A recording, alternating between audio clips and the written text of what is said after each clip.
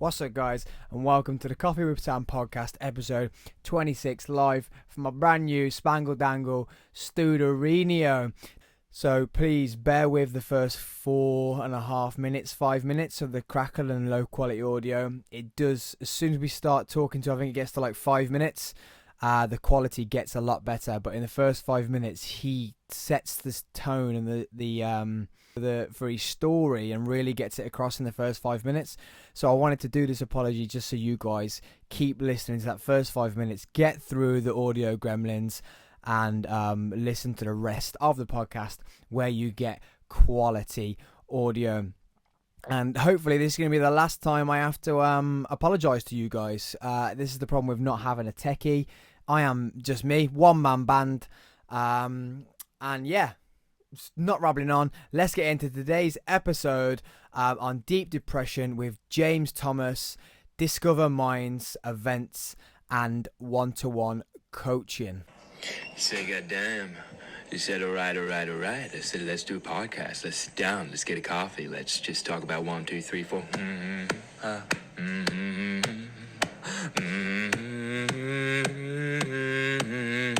Coffee with the Sam. Got a little podcast. Grab yourself a little coffee and a podcast. So let's jump straight onto that. Yeah. Your holiday you've just been on Yeah. looks sick. Yeah. Why did you choose to go alone? Right. So I chose to go alone. All of this will come together really, but I last year I went through a heavy spell of depression, Okay. and to the point like I was in a really dark place, with suicidal thoughts and stuff. So from that, I had to dig myself out of this low and try and get myself through it. So I started making positive changes. I started training more, and then as time come on, I started to heal myself. I thought, right, I want to try and help people now, right? So I started doing an online course in life coaching. Prior to that, I've been interested in the mind for years. Like I've always been learning different things about the mind. But I've done this course, started learning more and more, and I thought actually this is something I want to do. So that's one side of it really. But from that, this whole year's kind of been a recovery year for me, and that holiday was like, let's say, like a reward or a test. It wasn't actually a holiday. This is the final stage of my recovery. And I'm going to go on holiday by myself, prove to myself that, I can go through the airport myself, get there by myself, and enjoy it as well at the same time, really. So when I was in Greece, like I say, I'd done everything by myself, spent a lot of time on the beach reflecting, and I feel like I left all the last bit of negativity I had, I left there in Greece, like, and I've come back quite revitalised, really. Yeah. So you always wanted to be self-employed, is that what you were saying? Like Yeah. successful in that way? Yeah. You just didn't know where yet. No, I mean, I started off in the motor trade when I was 16, and then I've served 15 years. I reached the peak of how high I could get in the motor trade, and I like a challenge all the time, and the challenges weren't there anymore. Yeah. And I really like. I've had enough of getting my hands covered in dirt and bashing your head all the time, and I needed a new challenge really. And I'm a bit of a people person, so being stuck in a garage, it was sending me a bit crazy. Yeah. Too isolating for me. So yeah, now I want to work with people and try and better their lives really. That's what I always say. I think that's one thing that made me click with my elder brother. So I worked with my elder brother. He's been a mechanic since he was probably 16 years of age. Yeah. And when he used to get excited about how fast he'd done something, Yeah. or something new he could do, or well, I can do that, or I've just changed, like I said, that clutch again. I've done 5 clutches today. When I knew that he was that proud about that, Yeah. and I wasn't, Yeah. I was like, oh my God, the Passionate gaffers gun, forced me to do 4 clutches today. Yeah. Yeah. I was like, that's when I need to start looking for something different to do. Yeah. It's a very underestimated job. A mechanic, like people don't realise the work. You spend years studying it, And then when you're doing it, it's high pressure. You know, you're getting covered in dirt. If you mess something up, you could potentially be causing thousands of pounds issue to or death. Yeah, or death, or you could die yourself. Even, Yeah. It's proper, very risk involved job, isn't it? Like, But I think people forget about that because of this new external pressure of success. Success is because you've got a Rolex, and you've got a nice car, and you've got a big house, that's it. and you've got loads of kids. That's successful. Yeah, and you've travelled on 10 holidays this year. I think a lot of that is whilst on your laptop. Yeah, working remotely. This is it. I think a lot of it, what you're talking about there, is to do with society and how we are taught. So, for example, when we go to school, we're taught that we have to get qualifications, we have to leave school, we have to go to college, university, then we need to get a girlfriend, we need to get a house, we need to get married, we need to have children. Now, this is like a learnt behaviour that society has taught us. And for some people, that works. For other people, it doesn't. So there's not like no right or wrong if you don't do it in a certain order. But there is this pressure coming to everyone. But I think what people need to realise is that it doesn't matter if your friend's got a house and a nice car and children and stuff. That might come to you later on in life, or you might decide to, I don't know, travel the world preaching about yoga or something, you know. Everybody's different. Every moment, there's no human brain that operates the same. Yeah, I know what you mean by that. I've had the same pressures in my relationship because my partner is very influenced by her father, and her father is very, I've earned 60 grand a year, company cars, loads of money, like work, get a house, have kids, settle down, be secure. And that's where she came from. And then I rocked up and was like, well, I don't really care about money. If I have a nice car at the end of the day, it's because my business is doing well, that's good. But if I only work 3 days a week, I'd rather that and be with you the rest of the time.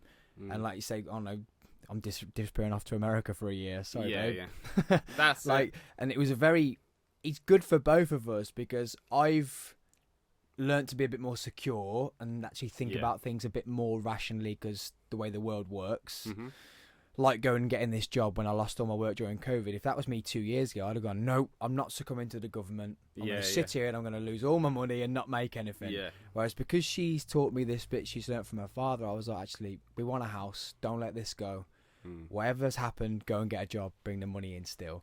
But I've also taught her to not say have fun, but to be a lot looser with it and think things are going to be okay in the end. Getting the balance, isn't it? Things are going to be all right. We don't need the house now.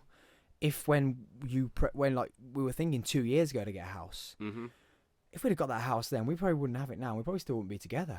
We actually weren't ready to have a house together and all the pressures of that money and stuff. So, it is a lot of pressure. So it all folded up right. And like now, we're having problems with getting a house and we probably won't be until June next year. But I'm like, when it's ready, it's ready. And I'd rather be really ready than be pressured in this £300,000 mortgage with each other and then fall out of love with each other. I'm happy living in your father's house, paying the money to live there, but we love each other. I'm cool with that. Which I think I'll say where I was going with that is that we bounced that off each other. She'd have had a house 3 years ago. That's good, mate. Whereas I'm like, come on, let's just take our time. Let's enjoy life. Let's enjoy our money. Oh, you've got 300 quid. Let's go spend it on holiday then. Let's enjoy ourselves. Like, but what about the house fund? It's fine. We've still got 10 grand saved for the house. It's only 300 quid. Like, it does not matter. Let's go and have fun. Let's enjoy ourselves because you could get run over tomorrow. And that's the way I live. Like, I live my life that I could walk out here and die. And I think you've got to really, and especially with what's happened. What's happening right now. But people say, you know, you should have loads of savings. And again, I used to think like that, but now I feel like, we all need money. We need money to survive, and if we want the more luxury items in life, we obviously need to earn more money to get them. But when it comes to saving loads for the rainy day and stuff, I've seen so many people die young, and have regrets. Really, if you want to do something, I think you should just go for it. And when any opportunity arises, I think you should grab it with both hands and take it. Like, and even if it ends up as a bad opportunity. Even if I actually like failures really, because if you get a failure, you've learnt something. Your story, mate. Yeah. Your story. If you end up now, if this business is going to be successful. When this business is successful, you can look back on, if I hadn't hit that dark place, would this business be where it is? Yeah. So when you're up there and you're helping hundreds of people and you've got one of your big events going, and you're standing and you've got different speakers and there's just a massive vibe of like positivity, and you've done that, it's like, well, if you'd still done that and not been where you've been, it's fake. Yeah. Like, I do understand some people can be therapists, and they can be, I understand the brain, but if you ain't been there, this is it, mate. How can you sit face to face with someone and talk to them about their dark place if you've never been there? Yeah. Like I say, I was in a dark place when I lost my business in lockdown, but I wasn't when you sit face to face with you. So I ain't going to sit here and go, James, I could help you. Yeah. Well, I can't help you. I've never been there, so I can't help you. I can just listen and advise. It was always the same with PT. You never wanted to say, "Oh, that was out my coffee on the mic." Yeah. That was that's out my realm. But you always wanted to watch where you were going with it. Yeah. And how deep you were going to go with it. So, like you say, your failures. It's great to fail because you learn. Yeah. And it's how you react to that failure. If you think, "Oh my God, it's a failure, that flopped," and you're negative about it, then you're just going to downward spiral. But if it's negative, okay, it flopped, what do I do better? What do I change? Yeah. Why did it not work? Yeah. Then it's positive. And then, like you say, you keep yourself in a positive mindset and you keep driving forward. Yeah. It's like these podcasts. I'm stuffed now. As long as there's one person watching, I'm going to keep doing them. Yeah. I've spent thousands already. Yeah, exactly. And I don't care if I'm done now. As soon as one person's watching, I get one message from a mind when I'm done. If someone contacts about your story, it says it's one person, I'm just going to keep doing it. Yeah, that's wicked, mate. And you could get that as someone asked me, Sam, you're only getting 40 views. Sam, it's not paying. It's not getting thousands and thousands like YouTube videos do. Or but it will in the end, if you keep persevering. Or it's not, or it's not paying you anything. I didn't do it for that. Yeah. I do it to come and, I've not seen you for about 10 years. Yeah. And I do it to speak to people, find out about your story. Because I'm going to leave here today thinking, well, my life ain't that bad. Because I'm all good now. Because a year, as in you're good now, but as in a year ago, I've never been in that place. So what I've learnt from you, if I do get into a sticky situation, I'm going to be like, you know what, James pulled himself out of it. Yeah. So can I. That's I hope if one, like I say, as long as one person listens or watches and says, yes, James. And I'm like, I'm going to keep doing this. So I'm taking positives from one view. I'm taking positive from low views. I'm just making it positive that people are watching, and I'm going to keep going. You just can't give up. I think that's the thing. You just. I've got a friend who wants to do media. Can't give up. Wants to do media, and he's like, oh, Sam, I'm putting all this effort in. Like, he's got some sick equipment, and he put thousands of pound drones, and his videos are sick. They're like movie quality, and he gets like 30, 40 views, and it puts him in a downer as soon as he posts it. I said, one, either stop posting it and just create it for yourself, or two, keep creating it for yourself and just class it as YouTube as a storing. It's where you're storing your videos, because you're spending all that time. You watch your own video, you send it me, I'm into it, and I'm like, that is sick, incredible. You love it. As soon as you post it, you hate it, and you hate doing it, and then you don't want to do it anymore. Yeah. Just because someone else doesn't like it. Yeah. And I'm like, you got to do it for yourself, haven't you? It's you against you. Like, and then it'll just, like you say, it'll keep getting traction if you're consistent. Yeah. Like these are. Like I say, I've gone from cheer. I thought my background was cheer, and I thought all my followers were cheer. Clearly not. I think when you start heading in a positive direction, you'll be surprised at what positive, what positivity comes into your life. Really, once you start on that path, things start arising. I don't know if you noticed it, but it does happen. Yeah, well, I say, look, when people say, I don't agree with the word lucky. No. Do not agree with the word lucky. Yeah. You have put yourself there, even if it's walking past that person. I think me and Chad spoke about it on our one. If like he kept saying lucky all the time, and I was like, well, no, Chad, because you walked past that dude in the street, you knocked into someone, you were very nice. They then remembered that. Then they spoke to you a month down the line. They remembered you being nice. If you were an arsehole when you bumped into them, they'll remember that, and they'll be like, well, I ain't going to work with him. I think it was something to do with the producer he'd worked with, and he's like, oh, I saw your work on Facebook. And some of his work was, he was just videoing buskers on the street. Yeah. And it was literally just fun. Yeah. But then that producer saw that work, that positivity. If he had never have done that, he would never have said, let's work together. That's not lucky. Nah. That's, you've put that out there for him to see. And I hate just the manners overlook. go a long way, don't they? Like, you know, basic morals. You know, they have a big impact on people. I think you treat people how you want to be treated, really. Yeah. And hopefully you'll get rewarded for that. Not all the time, but as long No, as like you keep like you've just doing your said, bit. you can be too nice. Yeah. And you have to sometimes think about reining that back too. Yeah, Because like I said, I can be too nice to the wrong people. Yeah, yeah. Or friends. You can see friends being too nice to the wrong people. Yeah. And you have to say to them, like, dude, stop. You got to know so where much, your line is, don't Stop you? wasting so much positive energy on them. And I've been a victim to it myself. So my best mate Neil, like, I always took him for granted. Yeah. As a best mate, and I had to click at one point. It was literally during lockdown when he offered me money. Yeah. Yeah, I don't know if he's going to say anything. If he ever listens to this, because he hates listening to me on podcasts. But if he listens, he saw the situation I was in. My missus is a nurse. Sent her goods as well to say, well done, keep going what you're doing. Sam, if you need any money, I'm there. Yeah. And straight away I was like, he's my best mate. I take him for granted. Just thinking, because my best mate is always going to be there. Oh no, I'll ignore that text for an hour. I'll text him back tomorrow, or I'll call him. We all do it. I'll call him in a week's time. Now he messages, I'm back on it straight away. I send him Yeah. a video, I send him a voice note, positive. What we're doing this weekend, where we're going, what can we do, how can we see each other during this situation, this like, where can we meet up? And I don't ever take him for granted anymore, because I was just not pushing him aside. It was never like a prioritising other things. he's an maybe, idiot. Yeah. He's an idiot. It was just like, oh, he's my best mate. He'll always be there. Yeah, yeah. And forgetting about that. Same with parents as well. A lot of people do it with parents. They take parents for granted. Yeah, definitely. And they push them aside or forget what they're doing for them. And not to be like all the time, because parents are there to look after you. Yeah. But just not taking them for granted. Just appreciate what. Yeah, I think that's a real big thing as well. Actually, like appreciating what you've got. Because everyone is constantly wanting more and more, but when you actually sit back and reflect, like, you know, I can walk, I can breathe, I can hear, I can see, just your basics, and then you think you've got a loving family, you've got a good friend network around you, you've got a job. It might not be the job you want, but you know, you've got money, you can still do things. I think you've got to appreciate all that before you can actually move forward. To be honest, because when you appreciate all that, then that's a good platform to start building from.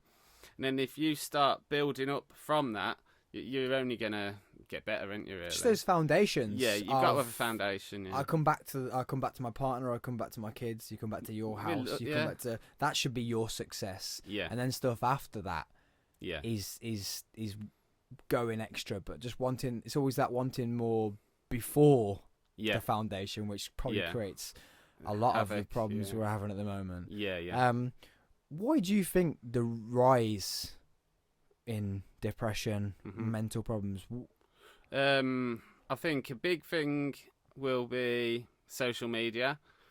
I would say, because a lot of it is not real. As in, I'll use an example of, let's say, like a fitness model. So you've got like a fitness model you see on Insta. He's got all this like rippled six pack and stuff, and people are looking at that thinking, why ain't I like that? But they don't see that this guy here is actually like eating set meals at certain times, exercising twice a day, you know, and that is his life to look like that. So there's a lot of pressures on people to look a certain way. There's also a lot of pressures on people to act a certain way from social media. But not only social media, just society as a whole. I think the pressures can become overwhelming. Big external pressure to be something, whatever the something is. Yeah, whatever the something is. And then also, I mean, it's become a lot... more spoken about recently, really, mental health. It's become very... I think everyone knows about it, but not everyone understands it. They just know mental health. And some people scream it just as soon as they get into a difficult situation. Yeah. Like I could have said when I had my little glitch, so I didn't. Yeah. Do you know what I mean? When you meet people like yourself, I didn't. Yeah. I mean, it's... mental health, it is what it is. It's a mental health condition, so it may not even be linked to society nowadays. Maybe it's linked to a past trauma, or a family member's died, or somebody's I don't know, it could be very severe, like somebody's been raped or something, and they've got that trauma, and it's always sitting back. And how it works is like with depression is like an experience you've gone through that you've gave a lot of negativity towards, right? And it sits in the back of your brain. And now, for you to make this depression here and now, you have to actually go back, think of these bad thoughts, and bring them to the table. So what I'd say with depression is you are, well, you don't think you are, but you can be in control of it. So it's like with anxiety. What anxiety is, it's you taking depression from the past, bringing it to the future, which is creating anxiety. So you have physically thought of depression, of this bad experience. You've brought it to the table. Now it's depression, and now it's coming into anxiety. It's giving you physical issues. Like, I don't know if you've had anxiety yourself. But yeah, I mean, I was having like panic attacks where you can hardly breathe, like, you know, struggling to gasp a breath and stuff. People get all kinds of anxiety, social anxiety. People like constantly touch the head, constantly touch. There's like loads of physical effects. Yeah, doing this, I always used to use my hands. Yeah. And if I stood up in front of people, I would always cower down. Yeah. And mess with my hands all the time. Yeah. And then I would get brain, and I just wouldn't know what I was thinking about. There's like, so many different types of anxiety, but not everyone has depression and anxiety. Some people have just depression, some people have just anxiety. But then you've got like your more severe ones like PTSD and schizophrenia, OCD. There's loads of them. But I think the main thing if you're going through depression is to realise you can control it. So when the depression takes over you, that's when you go deep down. Yeah. And you're in this dark place and you feel like you can't get out of it. You feel, you know, you just want to lock yourself in a room for a month. But when you start to realise, actually, I'm in control of this, I can't let this depression win. Because when the depression wins and finally you're out of control, because it will get to the point where you aren't you anymore. You become somebody else. You're a state, so your brain doesn't think how a normal person's brain will think. So that's when people commit suicide, because they're no longer in control of the thoughts. They'll just be an emotional wreck, and you'd ask them something and they won't even be able to answer you because they're not in a good mental state. So they are. It's like they're now disabled. They're not like if I was in deep depression, I wouldn't be James.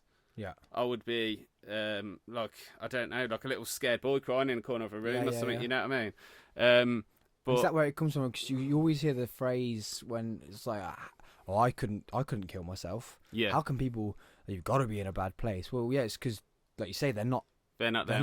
They're not them. No, so it's not. Probably the thought of death isn't even that scary. No, well, it's you probably see it as an end to it all. So it's a positive, isn't it? Really? Yeah. When you're in that so it state, just flips it round to you're like, actually, if I die, I'm not gonna have all these issues. But that's the wrong way to think, like, you know. But that, and like I say, that isn't really you thinking that. That is, you know, a severe state of depression has took over you.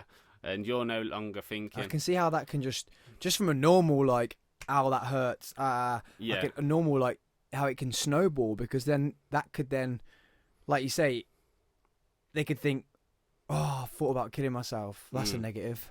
Yeah. Oh, not like I need to fix it. Just dive even deeper into that dark hole, because you're like, well, I shouldn't be thinking this. Yeah. And then just the more and more you bottle up as well. This is why it's good to talk, obviously, because the more and more you bottle up, the more and more pressure it becomes. That's exactly what happened to me. I was still trying to keep this face, and even when I'd got a job, trying to keep the face of I was okay. Yeah. And I hadn't spoke about the feelings that I had from losing my business. Yeah. It's just like, yeah, it's okay. I've had a good 2 months off drinking beer every day, building stuff in the garden during lockdown. I've now got a job, earning money again. Great.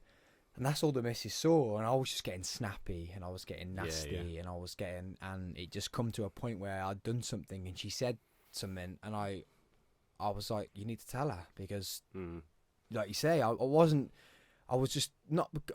bottling it up, and I was angry in my head. I was thinking all these angry thoughts about losing my business, which were then coming out as, don't put that there. Yeah. Why are you speaking to me like this? Like, and I literally just cried. Woof. Just burst out crying, and she looked at me, and I was just like, I'm not okay. Yeah. I said, I'm not okay. When you talk to someone, and she was like, what do you mean with this situation? I said, no, I'm not okay, as in I'm not okay. Me leaving at 7:30 at night, never seeing you at night time, because she comes in from work as I've left. Like, that happening, and then being at work where I don't want to be. Yeah. Overnight. Yeah. Coming home, then not being able to wake up with enough time to be able to do all this stuff I want to do in the day. I was like, I'm not okay. Yeah. I don't care how much money I've got. I don't care how much money I'm earning. Yeah, sometimes you got to get yourself sorted. I'm not okay. But then as soon as that happened, I was like, I've got to go to work. I got in the car, and I felt so much better. Because I told her. Well, all the anger, I mean, I've had it, I'd go, like, when I was going bad, I could tell, because I was getting very angry, and I'd, like, want to smash things, break things and stuff. And why you get like that is because of all this frustration you've created yourself, and you're carrying yourself.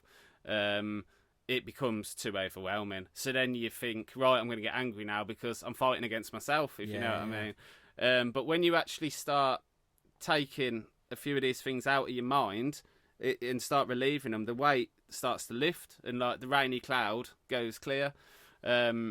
And then, like, a problem shared's a problem half, the saying, isn't it? And I think that's very true. Like, it does help. But yeah, that's good. A good saying to go on to the next point as well. Yeah. So like, sharing a problem shared is a problem halved. And I love that. Like I say, you've taken such a strong negative, like the deepest negative you could probably ever have in life. Yeah. You've turned it into the biggest positive, and now your next step is to share and to halve people's problems. Yeah. So at Discover Minds, is it? Yeah. So Minds. Instagram at Discover_Minds. That's right, mate. Yeah. Or this_. Covers minds. That's it. Yeah. Yeah. So _, the rest of the word. Yeah, that's it. Is this your business? Is it you and someone else? Is it part of the soldiers, the mind soldiers? No. So this is. I will still continue to do work with the mind soldiers, because that's like a charity. Yeah. But no, this is actually a business that it's still at early stages. Yeah. But my vision for it is I want to do. Well, not what I want to do. I will be doing. Yeah, you're gonna do. Yeah. Not want to. You're gonna do. Yeah, I've actually already done some life coaching sessions. Now, life coaching itself, the majority of people don't really understand it. They're like, "How can you coach me on my life? Why are you, more superior than me to coach me?" Yeah. And a lot of people don't really understand the term. But yeah, basically with life coaching, it could be anything. It could be a few obstacles that they're facing within the career. It could be that they want to lose a few stone in weight, but the mind's preventing them from doing it. It could be something to do with the mental health. There's so many different aspects towards life coaching. It's basically somebody with an issue, and I'll break the issue down and put it into an achievable plan so they can achieve it, basically. Yeah, so just being that someone who, if they haven't got someone who can look at it from a different angle, that's it. a different picture, a different, like, come on, this is what you need to do actually, and give them that goal and that life plan. And I love that you're looking at different aspects. That, like, people, I don't even understand, like with PT as well, not like singing my own praises, but if you're a good PT, then you're kind of a life coach. Because you actually, the weight loss is the last thing that you look at. When someone rocks up to me, I'm like, what's going on in your life? What's affecting this? What can we affect? And when people come in and say, oh my God, I haven't lost a pound, and I'm like, we've spoke about this earlier. You've still got a roof over your head. Your husband still loves you. You've still got kids. Get over that pound, for God's sake. It's nothing. Like, it could be that could just be you need a big poo. Like, stop letting that get to you. But I love that you're using all of those aspects. And like I say, I think people do shun this life coach. you're only 29 or you're only 30. How can you tell a 50-year-old what to do? Well, no, you're not. You're just being that reasonable head who's been in a very difficult situation before, and you're going to, like you say, give them a very positive, forward-thinking plan, because you're not in their life. Their wife ain't going to tell them the truth. Nah. Yeah, you're doing great, love. You're doing fine. What you need to do is just keep going. Or why are you still fat? Or why you're going to sit back and be that other voice and that other person to think about it in a big pull it all out and think about it in front of them. Break because down, people around won't be truthful. Oh, like my mom will just say like, yeah, you're doing great, and maybe I'm not. Or your partner will say, so like people think, I say life coaching, they think it's just, well, what life experience have you had? Well, it's not life experience. It's I want to just help people. But to be fair as well, with life experience, I have got quite a lot of life experience, mate, in all different aspects of life. Like, if something can go wrong, I've probably had it go wrong. Like, but again, you have people live up to the age of 80 and have a stress-free life and not have any obstacles to jump over. You know what I mean? I've lived up to 30 and I've had to jump a lot of obstacles. You know, everyone is different. But I want to use my life experiences to help people through theirs, really. But backed up with qualifications. But backed up with qualifications and plans. Yeah, there's loads of different like, I can't even think of the word, really. Loads of different like strategies you can use and different guides and stuff like that. Yeah, I've got it all in. I'm also, well, I've done quite a lot of learning about unconscious mind therapy, which is basically retraining the brain. And this is what I've used on myself a lot to be positive every day. So like the human brain, I think we have around 68,000 thoughts a day, right? And all these thoughts will come into your mind. And if they couldn't be filtered, we wouldn't be able to function, because we've got all these thoughts and we wouldn't be able to function as a human. Yeah. So we have what's called a reticular activation system, which is basically, to put it simple, it's like a big filter that all these thoughts come into the filter. And then the filter will put all the thoughts to a side that aren't really necessary right now and keep the thoughts in the middle, what you actually need. Like, my mind needs to tell my arm to lift, you know, stuff like that. Yeah. So you have, and I need to breathe. I need to go to work. All your basic thoughts. So these 68,000 thoughts are now down to about 10 thoughts.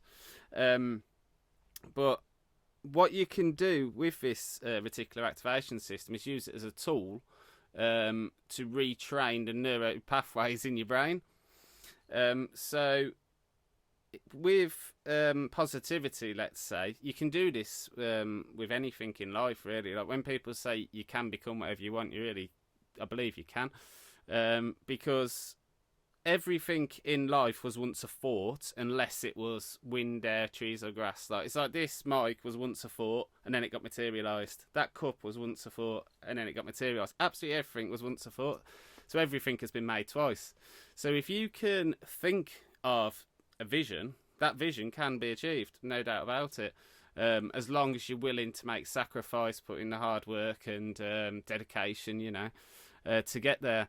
But with this RTA, what you can do, like, is actually reprogram your mind to achieve something or to think something. Like, so with me, I used it to. I won't go in how you do it because it's quite involved. No. But I used it. It's good stuff. Keep going. Yeah, I used it for positivity. So it takes 30 days to start to reprogram your brain.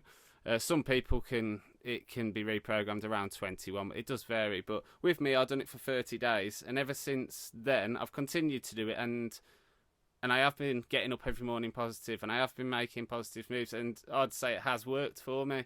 It's been known of people to actually get through terminal cancer and stuff through the mind. The power of the mind has actually got them through, like, an all clear through cancer. Which you think, no, that can't be true. But if you think, the whole body is controlled from your mind, isn't it? It's the most important muscle in your body. And not that many people train the brain. We'll all go to the gym, start doing bicep curls and stuff, but because we look good or we might make us feel good, but the brain is the most important muscle. So I think like education and constantly learning, and I think that's really good for your brain. Yeah, there's a lot of stuff about that, like that.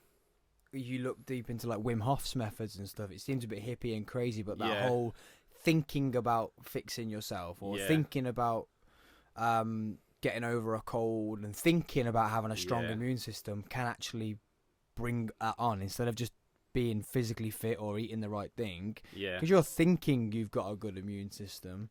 Can create that good immune system. Like not that it needs a lot of other stuff to go with it. And like you say, the thought of getting over an illness, or we always say when people are ready to go, they tell themselves they're ready to go. Well, if that's not saying the brain's in control.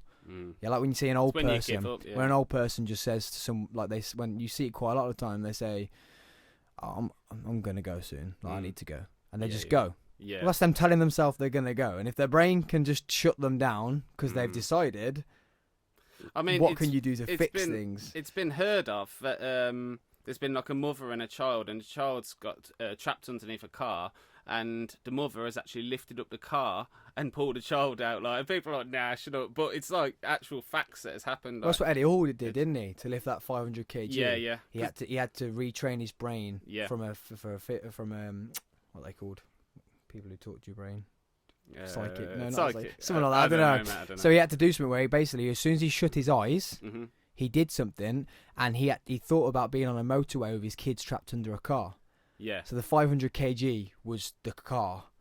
And that's, if you watch the video of... A bit like hypnotherapy. If you watch the video of the lift, he closes his eyes, he opens his eyes, and they're bright red. Like, he's just created this feeling in his brain that he is actually there. He doesn't even remember doing the lift. If you watch him talk about it, he puts it down, and then he comes around. And he was just literally on a motorway lifting the car off his kids. And that's what he did to be able to do what he did. Obviously, which nearly killed him because his heart rate went up. He nearly died. It was, I don't know how many beats per minute, and even he was panicking. I know, it was bad, wasn't it? But he trained the brain to do that. So if you can train the brain to go past, obviously, because it's physical, that the brain won't want you to lift 500 kg in case you hurt yourself. Which is what he's done. He's just gone past that and be able to disconnect with it. So if you can do that, then why can't you train it to fix something? This like is you it, say. mate.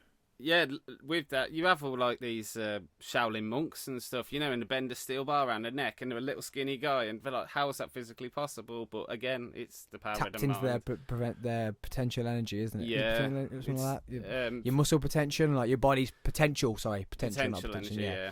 Like you can only get, like, they say you only can connect with 50 of it when you think about it. But if you can really get into it, you have a lot more percentage like to go. your chi energy, isn't it? You have a lot more.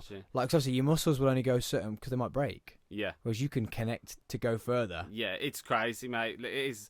The more and more I've been learning about the mind and its capabilities, it's unbelievable, really. I think what is the stat? I think we use about 10% of our brain. American studies say. So you think that other 90% is just sitting there. When you can start tapping into that, even if you get another 2%, it's unbelievable what you can achieve. I mean, I never thought I would be visualizing things that I want to do in the future now to the extent that I am.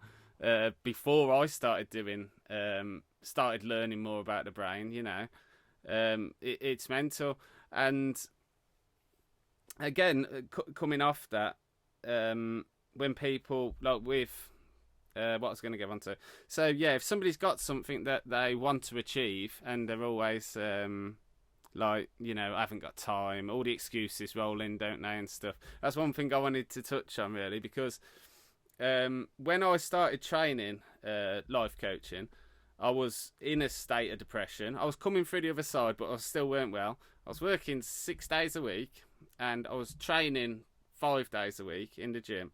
And I was coming home at night, and I'd have to do all the cleaning, all the cooking, washing and stuff at home.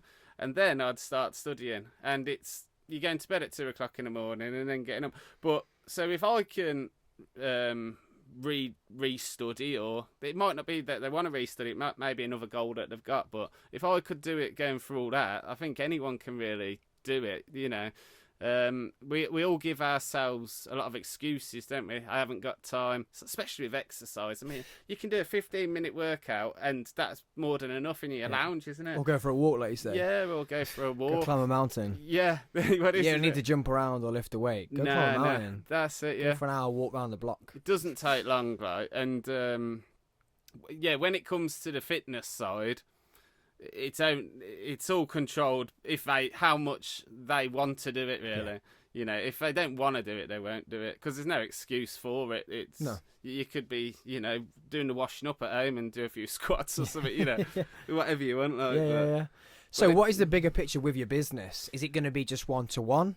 Is it going to be some big mad events? Is it going to be going to Greece, swimming in pools and like positivity that way, and having speakers and like live events? What is the big goal? My end goal, if we'd say I've got a vision, I'd like a retreat in Ibiza, in the mountains somewhere, where people will come and there'll be fitness activities going on, walks and stuff. There'll be like mindful talks.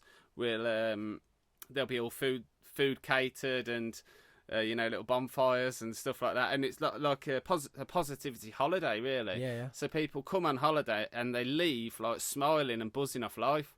That's my end goal. So yeah, from that as well, positivity. I don't know what I'm going to call them. At the minute, I'm calling them positivity days.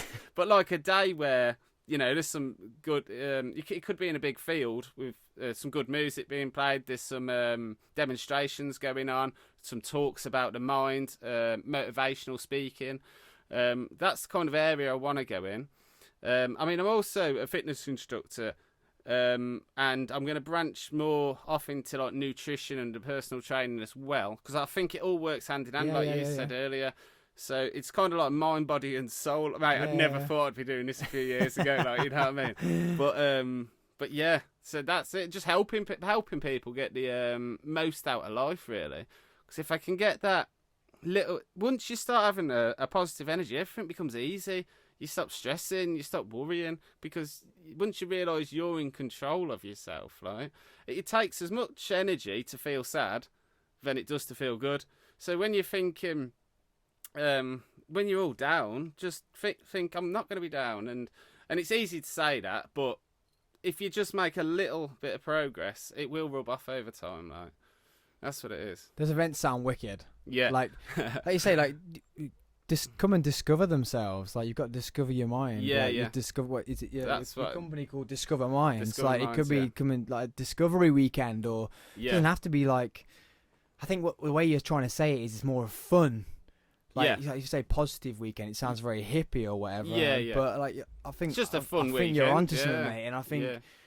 I've got a friend who also does it from another company who I've had on, and they do a lot of walks and talks and stuff. Yeah. And I think it works. You create that community of you've been through what I've been through, or you're going through what I've been through, to meet people and talk about it. Yeah, but even for just your average person, really, if they just want to have some fun, you know, or do a bit of exercise, I think it's only going to better their lives.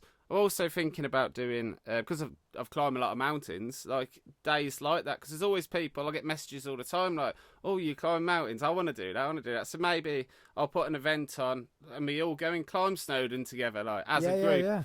And everyone can interact with each other, and it'll be like a good vibe, you know. Yeah. I think it's just, a good vibe, a good day, and I could probably arrange a coach, take everyone there, you know, have lunch, climb the mountain, come back down.